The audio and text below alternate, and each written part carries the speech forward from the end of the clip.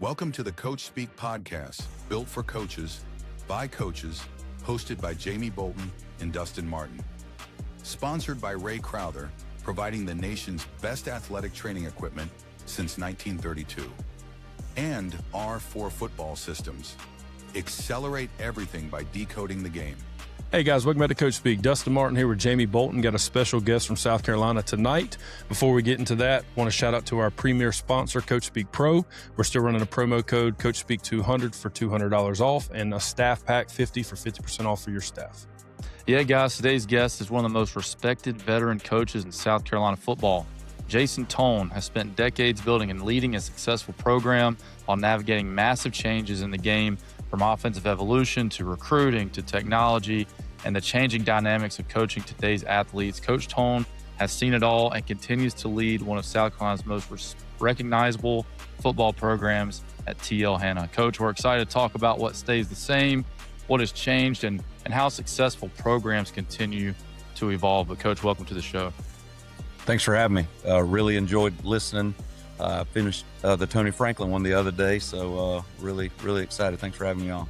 Yes, sir. Yes, sir. So let's just kick it off. So, Coach, what's something that's worked, 15 years ago that maybe wouldn't necessarily work in today's game? The way we practiced, 15 years ago we had 3-a-days, and then you had 2-a-days and things like that. And there's so much for a young man to do nowadays that I don't know if you'd have the numbers if you practice 3 times a day the way we did. There's contact rules and heat rules and all that. So I've seen that change over the years for sure. The way we practiced 15 years ago was not the same now. Yeah, no more Oklahoma and running, superpower 47 times. No, y'all might still do that, but I know how y'all get after it down there. But no, that makes a lot of sense. Yes, no more Junction Boys or whatever the movie was with the salt tablets and all that. So, that's good stuff, man. That's good stuff. Yeah, and you're a big proponent, Coach. We're just speaking off air about the 11 on 11 in South Carolina. Talk a little bit about that, like kind of how you came about learning that in Georgia. Talk a little bit about the 11 on 11 stuff in the summer. Yeah, I've been a Georgia guy my whole life. I'm born and raised in South Georgia and wound up moving up here to South Carolina. We did 11 on 11 in Georgia. We were able to use pads. So in the summertime, we were able to put pads on for those opportunities. And but one year, Georgia did not allow us to use pads, and we still did it. And we found out then that, it could be done, and the kids did a good job of it was as close to football as it could be without, going too far. Now, certainly you had to coach the kids up. It had to be a quick whistle. We weren't taking anybody to the ground, that kind of thing. And the kids responded well. And so when we moved to South Carolina and they didn't allow pads, we continued to do 11 on 11s at Hanna from 2017 on. And, it's a big staple. I think it's a separator. I think it was a separator early on for our program. Now, a lot of schools do it. I can't remember the year. I think it was 2022 where we had to get it approved, in the state of South Carolina. And, once it was approved, now there's a lot of schools that do it. But you got to be careful who you do it with, because there's some schools, again, that try to win 11 on 11 championships in, June 15th. And, I'm just not all about winning a championship in June 15th. Blowing out AC joints when they pull and kick out your defensive end with no pads on. Yeah. We just did one with a guest that we had on, Stephen Burris over at Westwood. And he does a great job with their kids. We always have to meet, and at the 50 and talk to both teams and both our head coach and Stephen did a really good job of just setting the tone for what we're trying to do. We're trying to get better. And I was very apprehensive when I came into the state about 11 on 11. Like, this is kind of wild, man. This could kind of get out of hand. And but it's been a great experience for us. I think it's so hard to develop offensive linemen in the summer if you don't do it. And I think from a pass pro standpoint, from a run fit perspective with the running game, especially you guys, because you guys are so good at running the ball, and I'm sure it helps tremendously. Is that where you think the biggest benefit is? I I actually think the biggest benefit is defensively. Now they have to get a run read. 7-on-7, your Mike linebacker 15 yards down the field. I mean, they don't have to take a read step. They don't have to. So I think defensively is the biggest benefit. Now, certainly, we get offensively with what we do. It is more beneficial to us, but we do more perimeter stuff and more passing stuff during this time too to shore up the pass protection aspect of what we do. We're not running guard trap 45 times, in 11 on 11. We're trying to, work on some things and things of that nature. So keep the soft tissue intact. It's so funny, Coach, because, this past year, me and Jamie coached together at Rock Hill. He did the offense, I did the defense. And, we struggled to run the ball. We were super young up front. We just, we did what we were able to do. Jamie did a great job at fitting the scheme around our personnel. And I think we got towards the playoffs, and I said, hey, man, anytime you want to sell out to double tight, double wing or anything, I will love you from a defense standpoint, man. Like, limit our possessions on the field. Me too, buddy. But, hey, 3 and out in 30 seconds ain't no fun. Coach, really are you more traditionally offense or defense? Like, where's your hand? You said you were coordinator at Tijuana before you took over. What would you say you are? Yeah, I was the offensive coordinator. I've been on the offensive side of the ball my whole career. Started with the offensive line and moved to the running backs when I started coaching with Jeff Herron. And, so I lean to that side. Of course, as the head coach, you manage it all. But, I still call the plays and things of that nature on Friday night. Drake McCauley's my offense coordinator in the box, and we kind of tag team it. But I'm the filter that goes through. And you're right. We definitely try to limit possessions, but depending on the type of game you're in, you can speed it up or slow it down, just like spread teams. But we're no huddle, just like spread teams and things like that. But when we want to take 39 seconds off the clock, we can definitely take 39 seconds off the clock. So yeah, I was pulling for y'all in the playoffs. I really wanted to see y'all play Northwestern. I really wanted to see it. I thought that would have been a really good matchup. And I was following your game, man. And, I think it was a heartbreaker if I remember correctly. But, man, I was pulling for y'all. Oh, I was pulling for y'all. Well, the wing T is built to win games when you're up 11 with 5 minutes to go, and we found a way not to. So now, having said that, the football gods have smiled on Tijuana a lot more than they frowned on them. So, 2 weeks prior, Greenville kicks a field goal with, I don't know if y'all saw that, but Greenville kicked a field goal with 7 seconds left on the clock to go up 24-21 in game 10, and then they kicked it out of bounds. We made them re-kick it. They squib kicked it, and we ran it back for a touchdown. Ran it back. Yeah, I actually do remember seeing that. I do remember.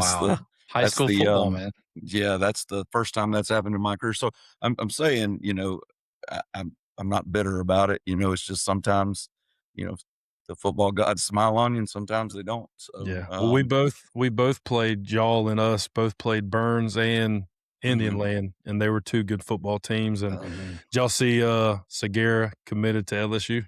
Yes, the running back. Saw that. And we actually didn't play Segura bad. He had a 95-yard touchdown run on 3rd and 7 or something like that. Blew the stats. And so now, he rushed for 150 yards. And, not that, again, I thought we played him about as good as we could play him for week 1, but they hit us in the mouth week 0. And, it was good for our kids, as far as you always learn more from losses than wins. And our kids got back to what we know, and we were able to continue to grow from that. Yeah, and I think just hearing your perspective as a head coach, and everybody's an offense or defensive guy or something, but just to hear your perspective of, you're going to have some great games, you're going to have some letdowns. What does it take, maybe to, and this is kind of leading into our next question, but do you think it's harder to like build a program today? And is that like an attitude piece than maybe it was 20 years ago? What's your experience been like if you're going to start today, let's say? Do you think it's harder today to do it? I think in today's climate, yeah, it is harder, but you've got to give them, something. You got to build a culture that they can't live without, and, I'm a big believer in that. And again, giving them something they can't live without doesn't mean making it easy or catering to them. Culture is divisive. You're on board or you're not. And, but you've got to create one that, the kids like, and that, the kids enjoy being there, even though it's, football, it takes what it takes. The football is what it is. There's a physicality aspect of it. And it's why only, 5 or 7% of the male population in schools play most of the time, or, right. Depending on your school size. But, I do think it's a little bit harder, and there's two types of mindsets. I've said it on multiple podcasts. There's builders and there's borrowers, and I like to build and develop, and that's the best part of coaching, is watching the development of a kid from, ninth grade all the way through their senior year. And a kid, even their junior year, they didn't help you. And I've got multiple cases at our school where, a kid didn't help us much his junior year, didn't see the field, and then was a heavy contributor, if not the best player on our team, his senior year. So those are the fun parts. Yeah. And that's a testament, like you said, what y'all are building, and developing, and, not shopping around and seeing what kid wants to come over, which is less common these days, especially with some things in place. Coach, when you said you're always been offense, let's kind of dive into the kind of offense y'all run. Have you always been with this offense, or have you coached different types of offense? And like you talked about the culture piece, does this kind of fit into what you think's best personnel wise at your school? I guess let's just kind of dive into that a little bit. Oh, those are multifaceted questions. So yeah, that could be a 20-minute answer, I'm sure. So the first part is, no, it's not all I've done. When I first started coaching, again, early 90s, it's I formation, 3 receiver type deal, multiple. We were in the gun some. That was when, so at Iowa State, that's where Hal Mummy was. And so the shallow cross, all the air raid stuff was, that hit where, because I grew up at, I played at Lowndes right there in Valdosta, Georgia. So, we ran some shallow cross and some different air raid concepts, late 90s, early 2000s. And then we had a coaching change. The head coach I played for retired, Milt Miller, retired Hall of Fame coach in Georgia. And they brought in a coach from Florida, Randy McPherson, and he brought the wing team. And that's where I first learned it. And, and it won games, he got there, at that time that, this, again, that's kind of a side note, but he got there at a time where we practiced spring ball in February. Well, he got the job in April. So he didn't even get a spring practice to install it, so he's installing it in the summer. We finished second in the region. He went 8-3 his first year. And then we lost to the state champions the second year. In his third year, he won the state championship. Fourth year, they won it back to back. And, I just saw the fruits of it. And then I went and, took a job as a coordinator at Wayne County, and we ran some eye and some spread and some different stuff like that. And I was there for a year, and then that's when I linked up with Jeff Herron, who is my mentor. He's like a second father to me. And, that's where I really learned the wing tee, the Delaware wing tee, and why and how things. And so I stayed with him for 5 years, and really that's where my philosophy kind of grew, is based off of what, what he kind of taught me, and how, now I brought some things hopefully to him. I was the one that suggested, hey, let's go no huddle, and let's try and get in a good play, not to go fast, but let's get in a good play. And, so that's, 2005, so it's still kind of 2006, 2007. It's still early in the no huddle stuff. And so we started, dealing with that and kind of tinkering with that. And that's how it evolved. We could go fast if we wanted to, but we were doing it to try and check into good plays. And, we've just kind of evolved from there. So that's the first part of your question, I think. The second part, what was the second part? I don't want to leave anything. No, yeah. No, the second part, that's great, Coach. Keep going. But the second part was just kind of, what have you learned from this offense where you're like, hey, I'm going to stick with this, And does that give you a competitive advantage at your school based on the kids maybe y'all have, or, do you choose 1000% to run this offense, or is a little bit of it based on your personnel, I guess also? It's kind of. Well, a little bit of both. I mean, it's what I know a lot, but I think it does win games. You have to be better or different. And we're definitely different. We were the only 5A school in the state that runs it. A lot of people think it's, triple option or, foot to foot superpower, like you had mentioned earlier, Coach Bolton, but it's so much more than that and diverse. It's a system that we kind of install, and we install it from 7th through 12th grade. And in fact, we just had wing T camp last week where my entire program was on campus for 2 hours installing, the base plays and doing that with our middle school staff and things like that. So I've just seen it win games, and we have a gun package. We do some different things. We run some power read. I met with me and Paige Wofford are great friends. I met with him. In fact, somebody put a thing on us with like yin and yang, it had our faces on it and like a yin and yang thing. Cause he likes to throw the ball and all I do is run it seems like, but I met with him. We ran shallow cross last year and 4 verticals and things like that, at different times. Cause we had a good tight end who signed with Wofford.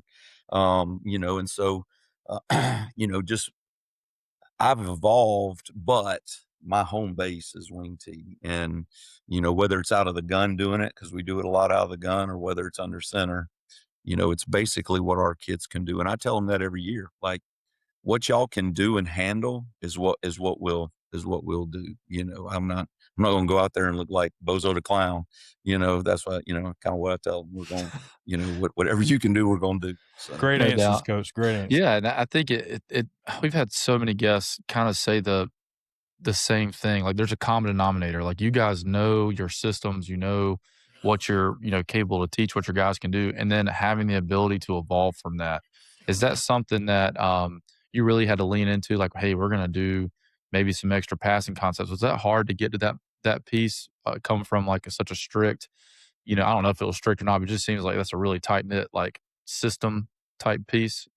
It wasn't hard to get to. I'll say this: it is hard to call on Friday night because you call what you believe in. You call what you trust. And so, when it's 3rd and 6, it's a lot easier to call guard trap than it is, why shallow. Hey, our kids, we have to steal reps and pass, but you can't practice it all. Right. And I tell people this. I compared this, 7 or 8 years ago, I started talking about it, but the wing T is like the air raid, but opposite, where the air raid has a lot of passing concepts and tags. The wing T has a lot of running concepts and tags. And so we have limited pass concepts, just like in the air raid, they have limited run. You try to limit it to zone and a gap scheme. It's like you got 2 or 3 base runs and then you kind of adjust from there. Well, we have, 2 or 3 base passes, and then we've got a bigger menu of runs. And that's why I think, the guys that can stick with those systems and don't just grab bag each and every week, that's why I think that they have a little bit more success, and our kids believe in it. That's the biggest point. Now, winning helps that. You don't win, kids don't believe in, they got to see a byproduct of it, but they've kind of leaned into the fact that we're different.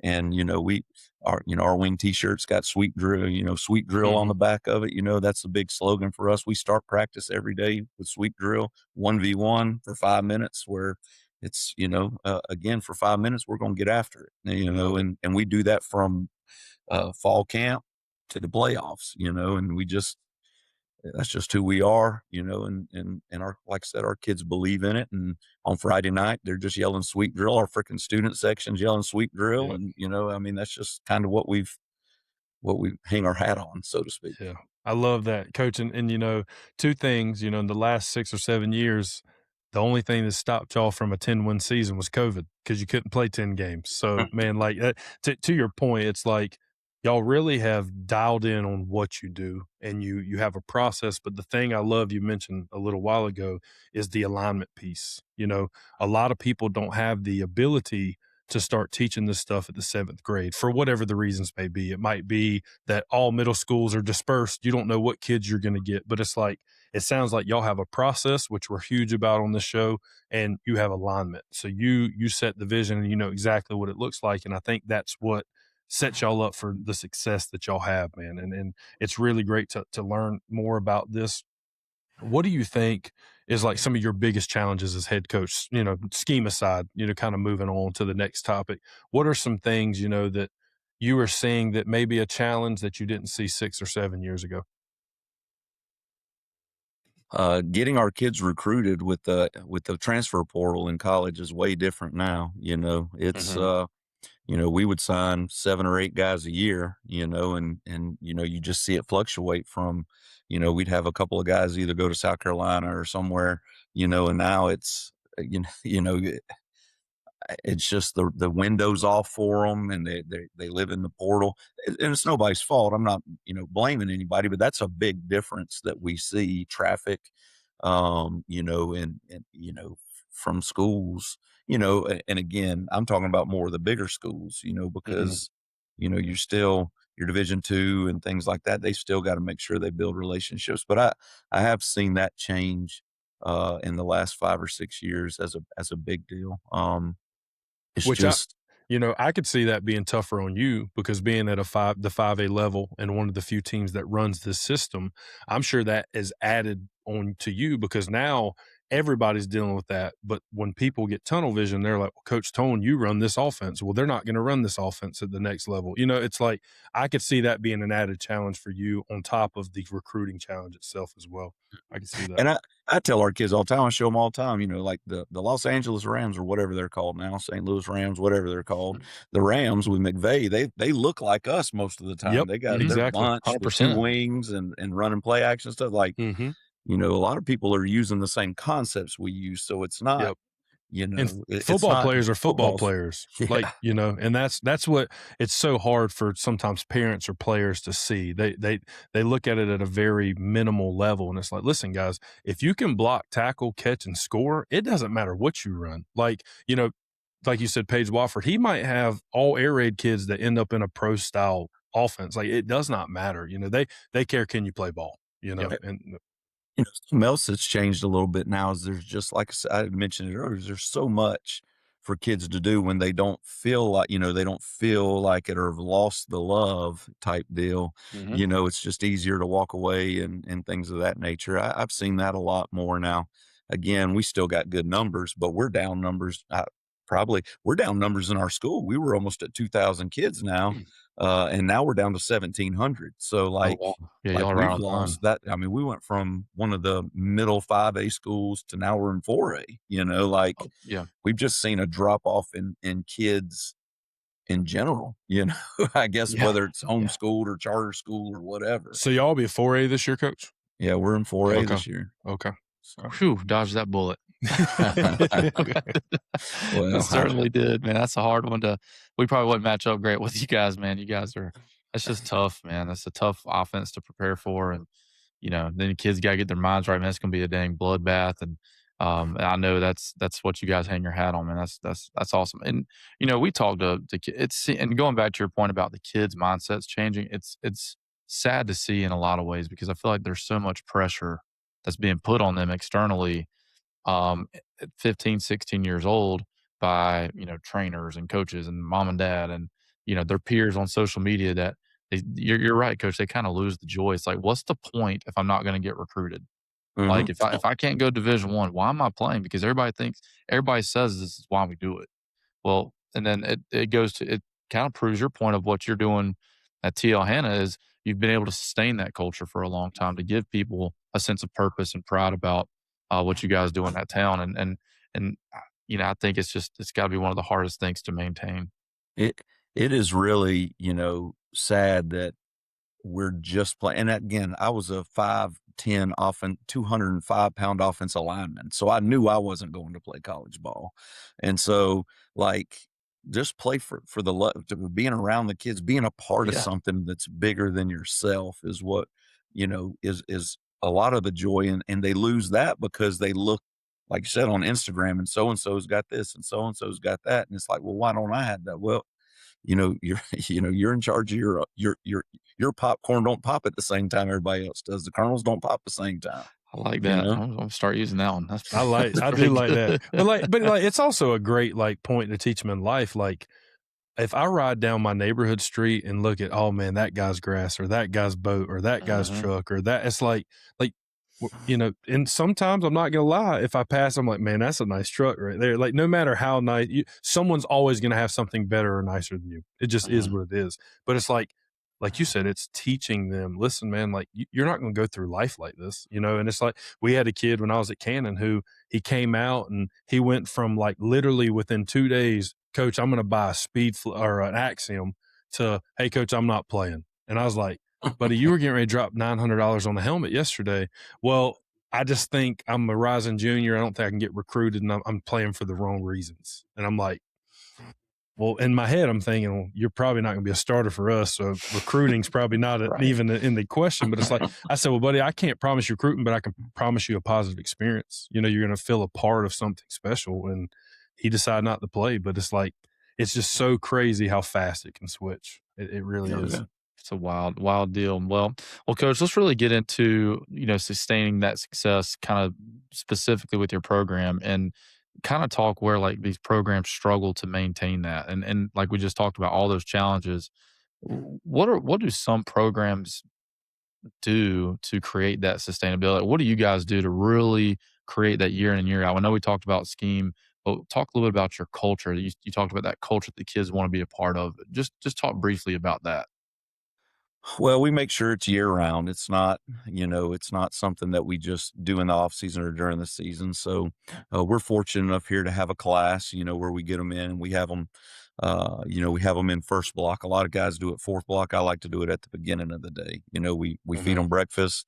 I know if they're at school or if they're not at school, that kind of thing. So it's beneficial. And I think it starts their day off good, and plus, one of those things for sustained success is, Daniel Rochester, our strength coach, we get after them and make sure we're lifting at a high level. And you can do that if you do it in the morning and then, give them time to recover before you practice in the afternoon or whatever they got going on in the afternoon. If it's the off season, in a second sport or something like that. So, but during that time we use it to, we put them in teams, just like everybody else does now or whatever, we compete and teach them how to compete and not just physical stuff, but, if you're late, you lose points, things that we feel important. We try to track. But I also give our culture is, we have 3, it's great effort, 1% warrior, we over me. And it's defined on the field, in the classroom, and in the weight room. So we teach that. I start over in January and teach every core value and what the behaviors look like and the results of those behaviors. And then what we do is every Tuesday and Thursday, I have a coach that presents, 5 to 8 minutes, before we lift, they do the culture talk. And, it's got to be on one of those core values. And the only thing that's got to do is it's got to have some kind of clip, whether it's a Twitter clip, a movie clip, some part, some visual to catch their attention. So I like it because it's not just my voice. So I do the culture talk on Wednesday, and I got 2 assistants that do it on Tuesday and Thursday. So we make sure that we're hammering that piece. And then on Tuesdays and Thursdays also, I do a book study with my seniors, my rising seniors, and we meet in the locker room and we do a book study so that I can, again, we the last 2 years we've done Power of Positive Team by John Gordon, again, instilling values into these kids. And I don't send it home with them to read. We read it there together, just like, I spend 15, 20 minutes and try and teach them, the different aspects. And this is why we do this. Look, I'm not the only one saying this. This is research driven, people don't like to read nowadays, but, everybody's had the same problems and people write about it. You can learn from others. And, so those are a few things that we do to try and instill the culture. And then again, we hammer it, we call it out when we don't see it. Again, great effort in the classroom is having 0 missing assignments. I can pull your report. I can pull your grades up on Power School. You got 3 missing assignments, but you're not giving great effort. I can tie it into a behavior so that they can see it. And that's kind of how we've started doing things. And I've evolved to this. Now, when I first became a head coach in Georgia, it was all about wins and losses. And that's why I got out of it and came here, because I had burned myself out. And I was like, if I'm going to do it again, I'm going to do it a little different. I'm going to do the culture and try and teach them how to be good men, good husbands, fathers, and community members, and hopefully give them some things that when they get to be 25 years old, they'll be like, you know what? That idiot that ran buck sweep all the time, he actually knew what he was talking about. Well, you talk about, and there's several things in there I want to touch on, but you think about why kids want to be a part of that, because they probably hear about that stuff growing up in their program. They're like, man, I cannot wait to when I'm a senior, I get to read it. We're going to do the book thing. And I'm sure they're probably like, oh, here we go. But teenagers eventually will get it, and they will appreciate that. And they appreciate the time that you spend with them. I think Joe Salas, he said, kids spell love Time, and it takes that time. It takes that, and they could see right through BS. And so when you put that time in, they know that you're genuine. How do you, and you talked about using your assistant coaches to help facilitate your culture. How do you develop your assistant coaches like holistically within your program? Couple of ways. Every summer we go on a coaches retreat. So I got a staff notebook and I install our culture. I've got it laid out. So Drake McCauley was was an assistant coach for me in Worth County in South Georgia. He's now my offense coordinator. He's been with me for 13 years, so he's heard the same stuff this whole time, just about. But I install it every year, because again, if you don't, it starts falling through the cracks. You start letting things slip. And once you get a crack in your foundation, the whole thing falls apart. So I always make sure I re-hit that with the staff, and this is who we're about. This is what I want. And when I interview them, they know what is expected and what we're going to get. I have a lot of turnover. They leave to get, coordinator jobs, head strength jobs. I've had guys go, all the time. I got 2 guys that have left to be head coaches. Like but when I interview them, I give them it's called initial counsel, but I got this from a guy at Worth County. He was a military man, but all the non-negotiables. This is, how we're going to do things. This is the man I want. I can teach you the X's and O's. I can teach you how to run the wing tee. I can teach you, Coach Hosteller can teach you our 3-3 stack defense, but I can't teach you how to be a great husband, a great father, and a great human. I need great humans to model that, because there's so many young men today that don't have males in their life that can speak life into them, and their idea of a male figure is, what they see, what they hear in rap and all these music, and all that, which isn't bad, but that's also entertainment, not reality. And these guys that are selling these things, they don't always act like that. They're just selling their brand or whatever. And so I'm just trying to really, without rambling too much, I'm just trying to really be real with them. And so that's one thing I do with our coaches. Another thing is every January we do a coach's book study. Again, it's not mandatory, but I've got 20 guys on staff, and we had 14 guys do it this off season. And we do a different book a year. And they've really liked it. The guys that have stuck with it, and so I'm able to do that too, and we kind of grow and talk about that, and that's one piece that we do. And then I'm willing to mentor any one of them individually. However, they have to ask. I'm not going to, you know what I'm saying? Because you've got to be willing to be mentored. So I'm willing to mentor anybody if they ask, and then they got to put some work into, because again, I wanted to be mentored by Jeff Herring, and I tried to do everything I could to kind of sit under his wing and learn from him, the organizational piece, the head coach and stuff. And it just meant so much to me. But so those are some of the things that I try to do with our staff. Yeah, that's great, Coach. And it's as I hear you talk about your values and stuff, it's like, it's still crazy to me that there are leaders out there that don't have at minimum core values that this is what we're going to be known for, and these are the behaviors that are linked to these core values. It's like you can't stand for something if you don't have something defined of what you stand for, and it's like, the way you talked about your staff that I think you hit on that's really good for our listeners is you have to take the initiative when you want something. So it's like, for example, like you can't you can ask coaches in interviews, you want to be a head coach? Great. But like, they got to come to you, coach, I want to be a head coach. Like what are some roles that I can do, or what are some things I can help you do? Because people have no clue. Like you said, you're trying to build young men. You don't have as much time to build grown men. So it's like, I need to make sure we have good humans who can help me build these young men. And I just think the framework that you have talked about and the evidence of what you do throughout the year for the kids and the coaches is evident that you have a system that works. And the parents appreciate it too. So, 100%. we'll film some of those talks and put it on Sports U, for our parents and things like that, or, just doing little things like that. Our parents we have a ladies clinic that we do in the summer, and I'll go over like our talks and what we do for their kids.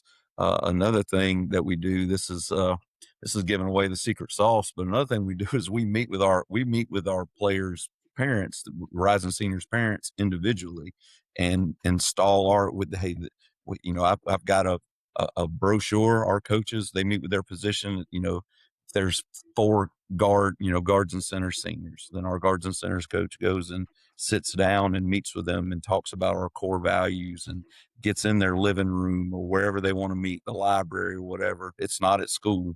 And they talk about our core values and who we are and what we're trying to develop, everything other than football. This is what we're doing for your son recruiting wise. This is what this is what your son hears on a day-to-day basis. And then I do it with the mom's clinic. I do it, so it really, I think it's helped us with retention because again, every mom wants to know that their baby's been taken care of or being looked after. And I tell our players and I tell our parents, I'm not going to use your child just for his talent. He's going to have to do what he's asked to do, and he's going to have to grow into the man that we want him to be.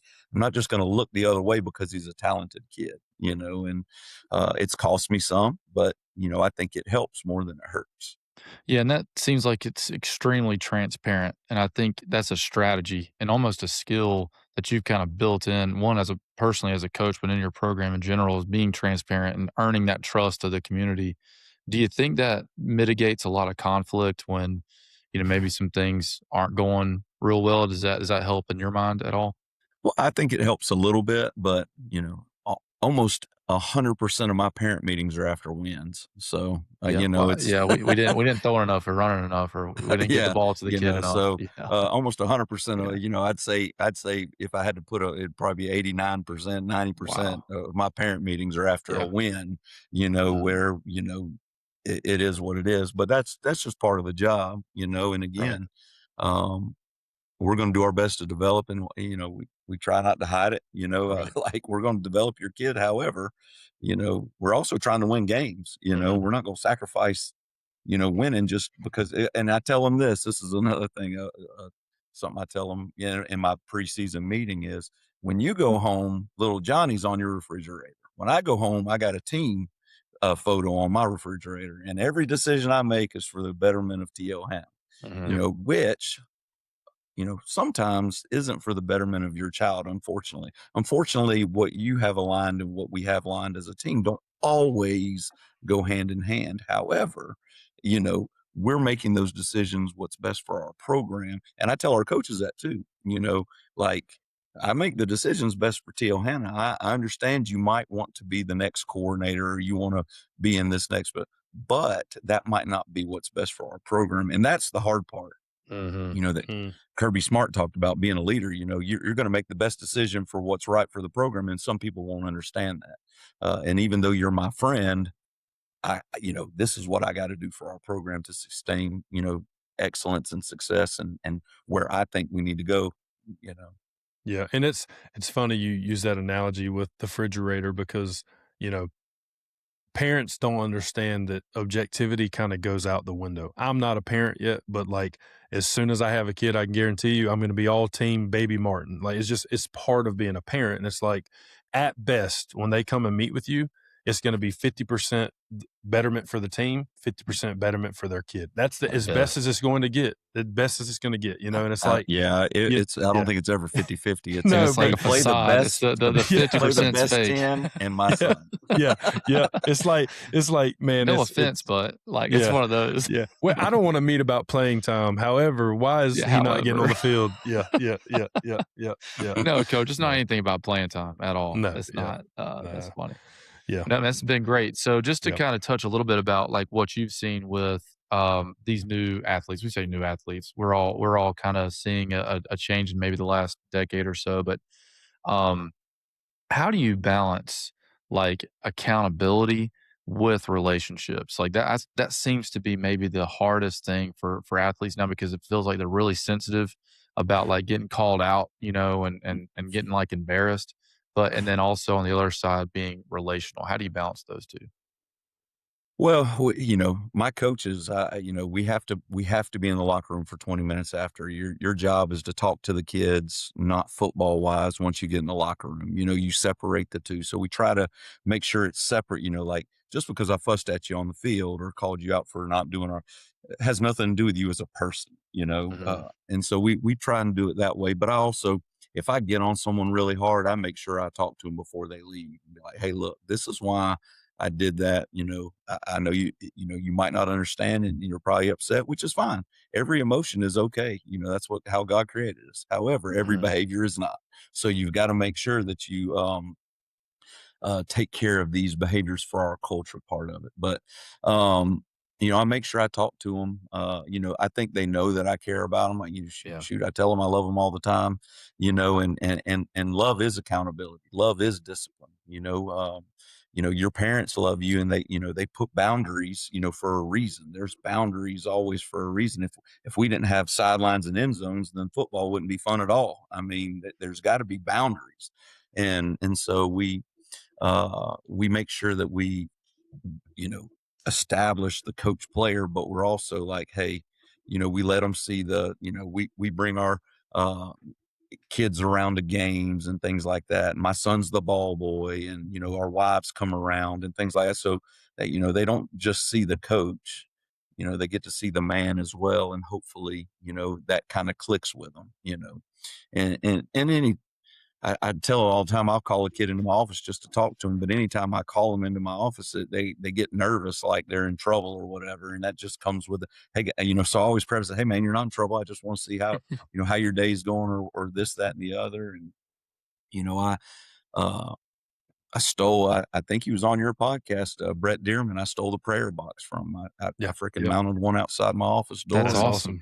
And, you know, I pray for the kids, you know, and make sure that they know if something's going on, but it also, you know, helps them to be honest and open and things like that. And, you know, and then I can, hey man, how's things going? You know, like, you know, a kid put in there, you know, he was really struggling, you know, mentally and, you know, just, you know, having anxiety and stuff like that. So, you know, walk by and get to talk to him about, hey man, how you doing? How you doing mentally? You know, while they're lifting weights or something, you know, just you know, just so that they know that, you know, they put that in the box and I am looking at it and I am reading it. I am praying for them. So stuff like that, you show them, you know, just like you said, time, you know, you show them who you are. And it doesn't take much, does it, with the kid? It's a check-in. It's like you said, it's something that you can circle back to, that you may have had a interaction and he mentioned something.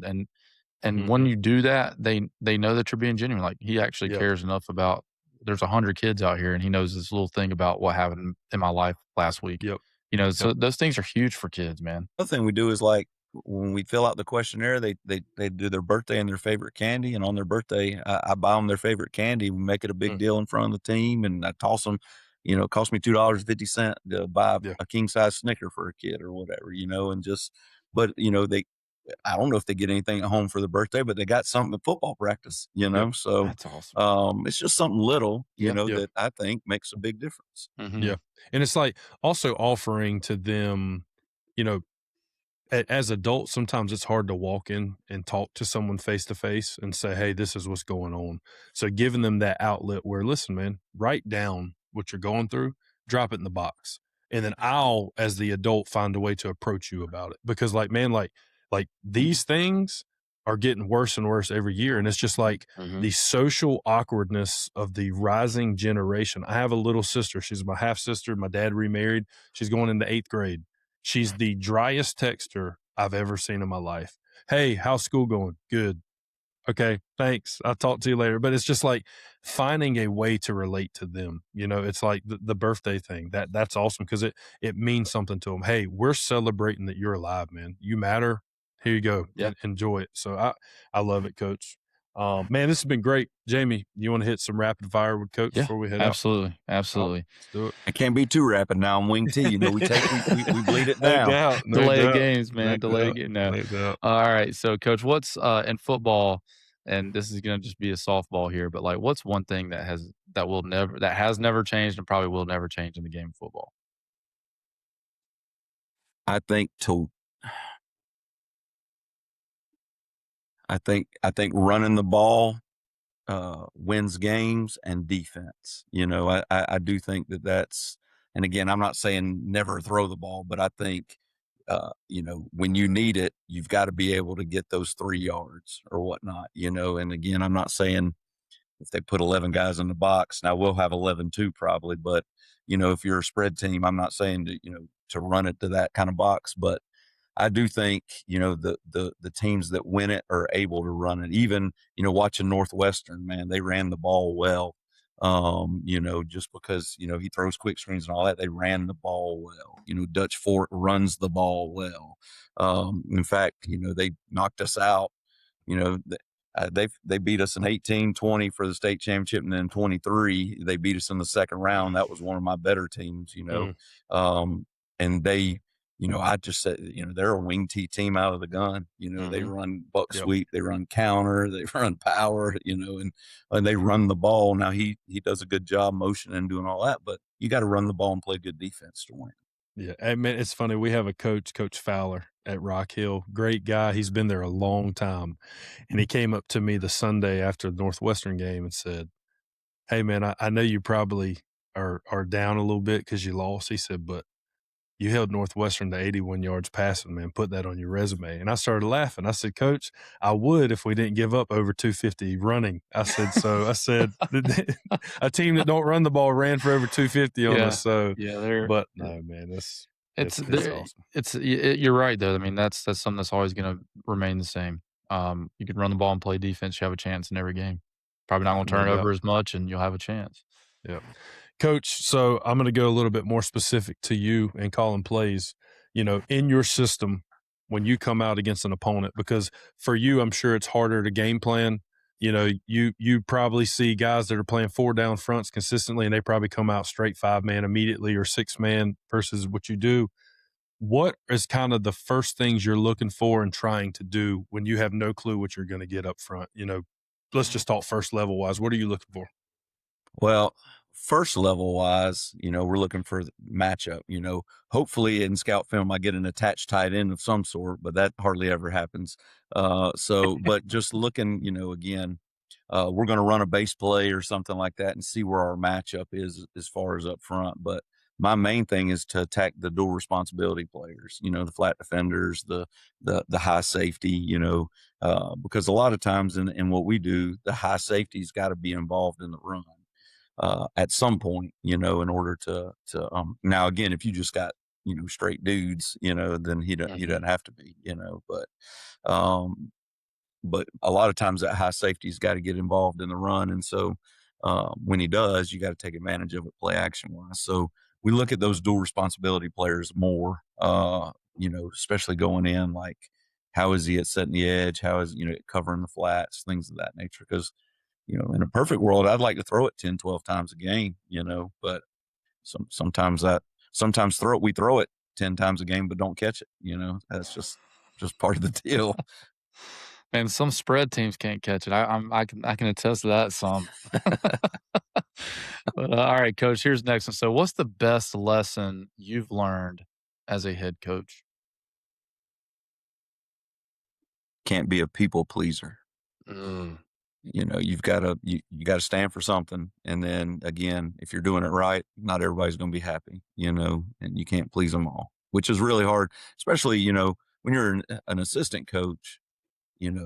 well, get rid of this guy or do this or do that. They don't see all the stuff that the head coach has to go through or deal with or things like that. Even with the staff, where the staff might bring something up, well, you're the third staff member that did, you know what I'm saying? And it just starts wearing on you, but you can't be a people pleaser. You got to be able to hold the line and make sure you stand for something. Don't be an ice cream salesman. There you go. There you go. Or you can't be an ice cream salesman. Maybe that's it. But no, hey, that makes if you're a lot trying of to make sense. people happy, go sell ice cream. And it's hard because different personalities. My personality is one of that. I was for me, same way as like young head coach. At that time, I was like, man, I really want all this buy-in, but then at some point, you got to draw the line. It's like, enough's enough. Like, I'm going to try to get you to buy in, and we can get you to the water, but I can't force you to drink it. And unfortunately, it might not be the right fit. And that's hard for some guys, man, because you want that cohesive unit, but it ain't what you want; it's what you can achieve. But no, and I well think said. we had Drew Marlowe on, and he kind of explained it in a really good way. We have standards that are never going to budge. This is who we are and what we do. But these are things that I had to accept that these aren't standards. Can we bend a little bit? Can we change maybe the way we do something? And I thought that was a good visual to kind of show how do you balance being dictator versus doing what the parents want, because you got to find a good balance. Like you're saying, you got to have something you hang your hat on. Here's who we are. Here's what we do. Like, I'm not here to give you everything you want, parent A, but it's like, I think he had a good visual to explaining that. But last one I got, Coach, is, what do you think's one quality an assistant coach may do that's kind of like a culture killer or kind of undermining without a younger coach knowing it? I think that'd be a great question for some of our listeners. Like, what is something maybe a younger assistant coach does that is detrimental to the team or staff that he doesn't realize is? I think it's the language, I talk to our staff all the time, it's an analogy that I use, the Tower of Babel. God made them change languages to get them to disperse. He was like, they speak the same language. There's nothing they can't accomplish. And so I'm like, hey, we need to have one voice. There's nothing we can accomplish if we have one voice. And a lot of times, unknowingly, it's like, well, let's just go defensively. Well, coach wants to run, man the whole game, and he says that to the kids. Well, we're going to run man because coach wants to run man the whole game. And those little things like not unified language, Coach Tone don't want to do this today, even at church, well, why did y'all do this? Well, Coach Tone, it's like those little things, and I tell them in our, in the interview that I was telling you that at council, disloyalty is not just, it's like, you got to take up for the program, like there, I was in a small community. It's a little different in Anderson, but you take up for the program and, all the decisions are made, if you're not in that room on Saturdays and Sundays or whatever, whenever we're meeting, then, you don't know what the program's about. And those guys that have got to take up for it. It's got to be a common language. It can't be, well, I wanted to do this, but, I got outvoted type thing. It's okay to have discord in the staff meeting, but once the decision's made, I mean, we're all on board because kids can see right through that.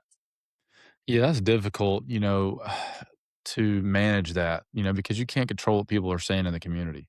And you have to kind of talk to them about it because a lot of times they mean well, and some, they're not intentional about it, but it's that little bit of language that could start to drive, especially if the season's not going well or if, below expectations or whatever the case may be. And gosh, it happens everywhere. Definitely something that I remember Bobby Carroll talking to us about that when we got hired, at York. And he's like, man, don't, just make sure when we leave this building, like, if they're not in these walls, they're not privy to any of this information. Like, you ain't got to tell them nothing. Just keep it very vanilla, but don't tell them game plan stuff, man. You know how Bob, man, come on, man, y'all can't be telling those secrets, man.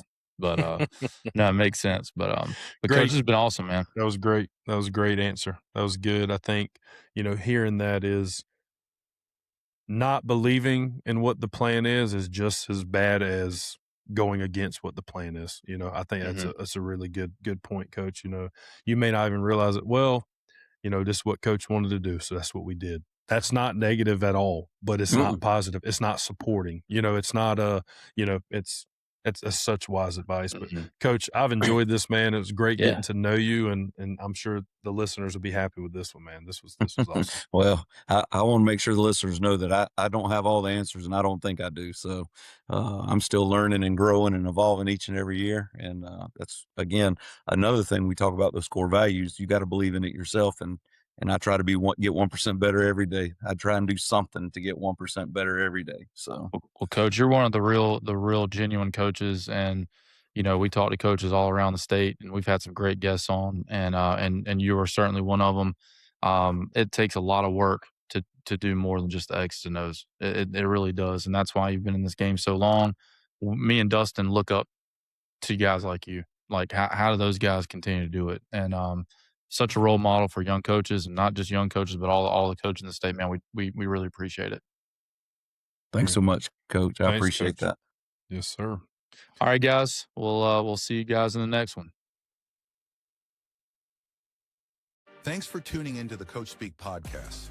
If you're interested in being a guest speaker on the show, we'd love to hear from you. Email us at coachspeakpodcast1@gmail.com. And if you have a question for our Q&A segment, don't forget to submit it through the form in the episode description. We appreciate your support, and we look forward to seeing you in the next episode.